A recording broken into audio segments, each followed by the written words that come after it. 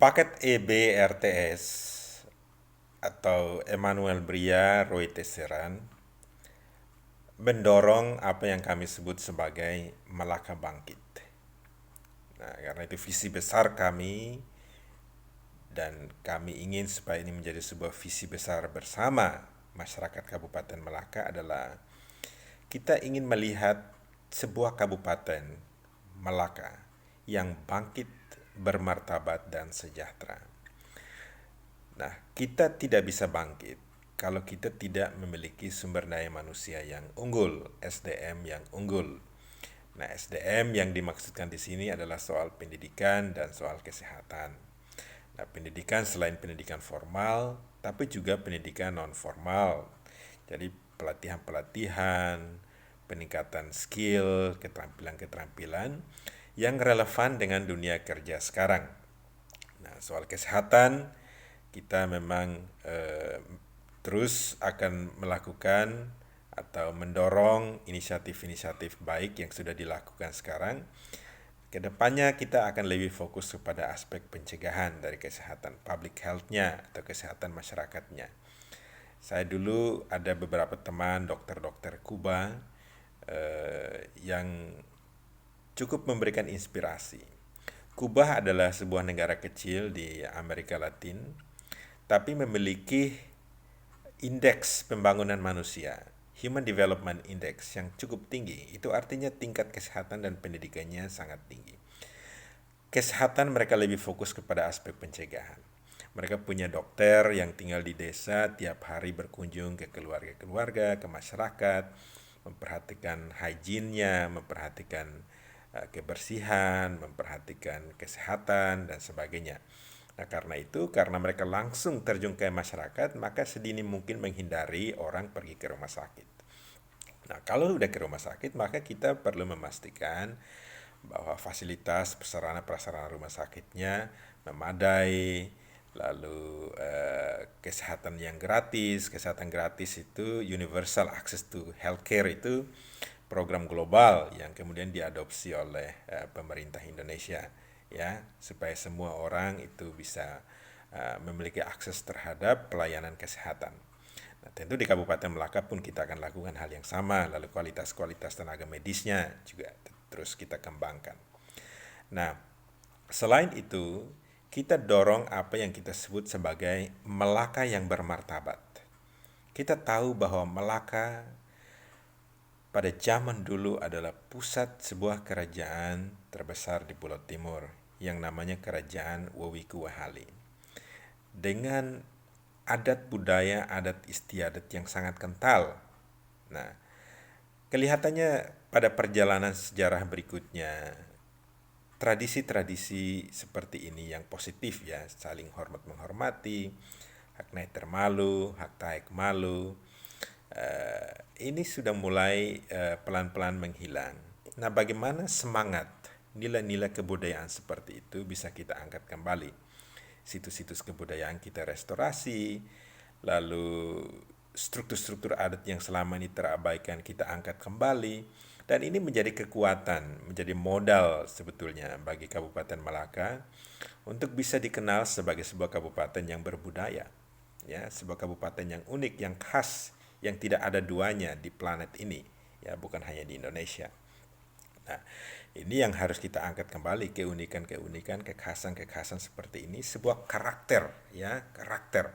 Kita tidak bisa membangun sebuah bangsa, kita tidak bisa membangun sebuah daerah tanpa karakter, ya. Nah, karakter seperti ini yang harus kita bangun kembali, yang nanti terefleksikan dalam kehidupan politik, kehidupan kebudayaan, kehidupan sosial, dan sebagainya. Nah, bagaimana karakter ini juga tercermin dalam pengelolaan birokrasi, ya. Nah, kita ingin mendorong sebuah birokrasi yang bersih, yang efektif, ya, menerapkan prinsip-prinsip meritokrasi dalam rekrutmen dan sebagainya. Kita ingin memiliki sebuah birokrasi yang profesional, di mana orang-orang yang tepat menempati posisi-posisi yang tepat, bukan karena balas jasa politik atau balas dendam politik. Nah, kita tidak akan bisa maju sebagai sebuah kabupaten kalau birokrasinya atau mesinnya itu diisi oleh orang-orang yang tidak tepat, ya. Karena itu kita ingin mendorong sebuah politik rekonsiliasi. Pilkada adalah proses politik 5 tahun. Setelah itu ayo mari kita bekerja bersama untuk membangun daerah kita. Karena kita semua adalah anak-anak Melaka. Kita tidak ingin lagi ada dikotomi antara Fehan dan Foho. Kita semua orang Melaka, ya. Rumah-rumah adat kita saling terhubung dari laut ke gunung, gunung ke laut. Jadi tidak ada yang namanya Foho Fehan atau ya anak tirikan ini lalu anak emaskan ini. Ayo mari kita bersama-sama bersatu membangun Kabupaten Melaka. Akhir-akhir ini kita banyak mendengar di berita tentang beberapa orang pejabat di Melaka, pengusaha yang ditangkap di Polda NTT karena dugaan korupsi, sudah menjadi tersangka kasus bawang merah, dan beberapa banyak lagi ya dugaan-dugaan korupsi baik di kabupaten maupun di desa. Dan ini menunjukkan bahwa sistem manajemen birokrasi yang sekarang ini ada itu tidak cukup ampuh untuk mencegah terjadinya korupsi.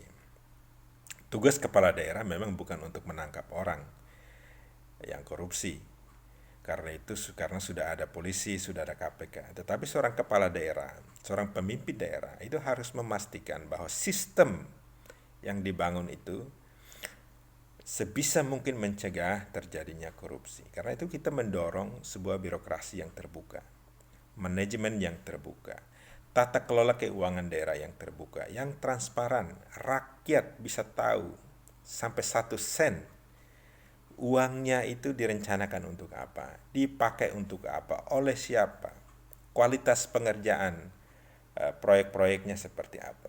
Nah, ini harus kita buka semua sehingga bisa mencegah terjadinya korupsi. Ya. Nah, yang berikut adalah agenda yang kita sebut sebagai Malaka Sejahtera dengan Ekonomi Kerakyatan. Ya, pengamatan kami sekarang di Melaka itu ekonominya sangat bertumpuh kepada pemerintah, government driven economy, ya. Semua itu berasal dari APBD. Padahal APBD kita terbatas, ya, untuk membangun ini, banyak kontraktor dan sebagainya, ya. Dan itu tidak salah, ya, untuk alokasi dana infrastruktur, dan kita perlu pengusaha-pengusaha swasta, kontraktor-kontraktor yang mengerjakan proyek-proyek. Tetapi kita harus membalikan paradigma ini dari government centric menjadi people centric. People centric economy. Maksudnya adalah pemberdayaan ekonomi rakyat, ya. Jadi masyarakat menjadi pusat pelaku ekonominya. Dan ini nanti punya dampak pada proses pembuatan kebijakan publik alokasi anggaran di Kabupaten Melaka. Kita harus berdayakan usaha-usaha rakyat, usaha-usaha pertanian, perikanan, industri-industri kreatif, dan sebagainya. Bahkan kami punya mimpi mau menjadikan Melaka sebagai sentra tenun, ya, sebagai pusat industri kreatif tenun di NTT. Kita punya penenun-penenun, mama-mama penenun yang sangat hebat. Nah, bagaimana ini kita bisa angkat? Kita bisa berdayakan, ya.